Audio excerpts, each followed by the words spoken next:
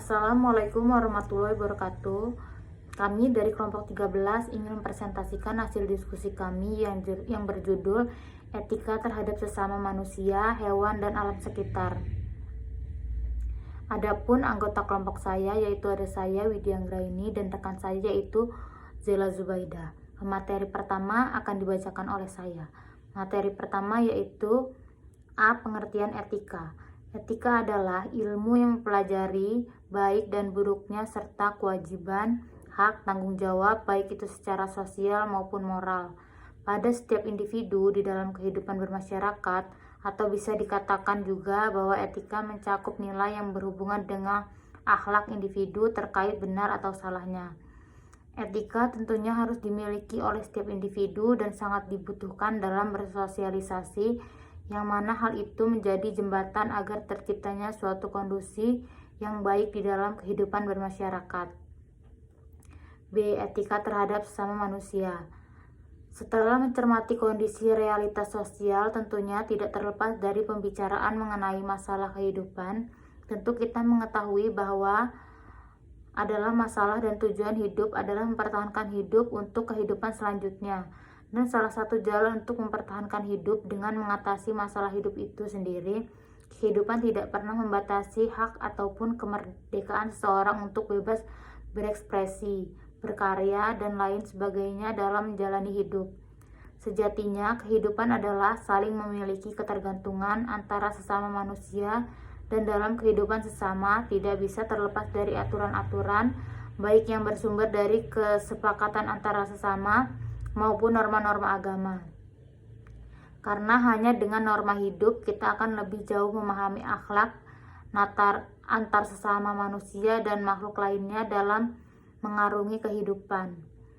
Manusia tentu saja merupakan hasil dari evolusi terakhir, dan karena itu sebagai makhluk manusia memiliki karakter atau sifat-sifat khusus yang tidak dimiliki oleh hewan-hewan dan makhluk-makhluk yang lebih rendah dari manusia. Sekalipun hewan dikatakan memiliki kesadaran dan nafsu, tapi kesadaran hewan tidak dunia fisik hanyalah kesadaran indrawi, tidak bisa menjangkau kedalaman dan atau hubungan batin benda-benda. Kesadaran indrawi hanyalah pada objek yang bersifat individual dan partikular dan tidak bisa menjangkau yang bersifat universal dan general. Materi selanjutnya akan dibacakan oleh rekan saya Zela. C. Etika terhadap alam sekitar. Dengan memandang alam semata-mata sebagai objek nafsu mereka, manusia modern melalui sains dan teknologinya akan mendominasi alam dan mengeksploitasinya secara agak kasar untuk memenuhi tuntutan mereka yang terus-menerus meningkat. Akibatnya, alam sekarang dalam proses kehilangan kemampuannya untuk memberikan sumber dayanya yang dermawan dan kaya untuk mempertahankan keseimbangan ekologisnya. Bencana alam seperti banjir, erosi, longsor, efek rumah kaca, pemanasan global, polusi udara dan air, dan kebakaran hutan telah memusnahkan jutaan tumbuhan dan hewan-hewan yang tidak ternilai. Harganya beserta habitat-habitat tempat tinggal mereka hanyalah beberapa contoh dari betapa banyaknya kerusakan yang telah manusia lakukan terhadap alam hingga merendahkan kualitas dan nilai-nilai kemanusiaan mereka sendiri. Secara simbolis, semua itu menunjukkan betapa alam telah marah kepada kita atas immoral kita atasnya. Masalah lingkungan hidup menjadi masalah ketika karena manusia seringkali lupa dan kehilangan orientasi dalam memperlakukan alam. Karena lupa dan kehilangan orientasi itulah manusia lantas memperlakukan alam secara tidak bertanggung jawab. Dalam keadaan seperti itu, mereka juga tidak lagi menjadi kritis.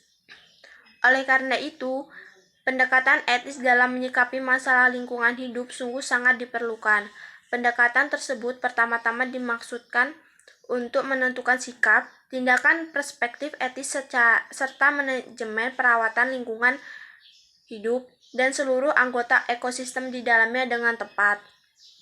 Maka sudah sewajarnya lah jika saat ini dikembangkan etika lingkungan hidup dengan opsi ramah terhadap lingkungan hidupnya. Teori etika lingkungan hidup sendiri secara singkat dapat diartikan sebagai sebuah usaha untuk membangun dasar-dasar rasional bagi sebuah sistem prinsip-prinsip moral yang dapat dipakai sebagai panduan bagi upaya manusia untuk memperlakukan ekosistem alam dan lingkungan sekitarnya. Menghadapi realitas kerusakan lingkungan hidup yang terus terjadi, rasanya pendekatan etika human-centered tidak lagi memadai untuk terus dipraktikkan.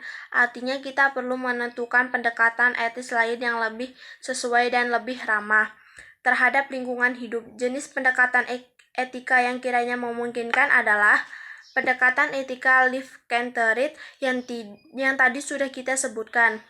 Pendekatan etika ini dianggap lebih memadai sebab dalam praksisnya tidak menjadikan lingkungan hidup dan makhluk-makhluk yang terdapat di dalamnya sebagai objek yang begitu saja dapat dieksploitasi. Sebaliknya, pendekatan etika ini justru sungguh menghargai mereka sebagai subjek yang memiliki nilai pada dirinya.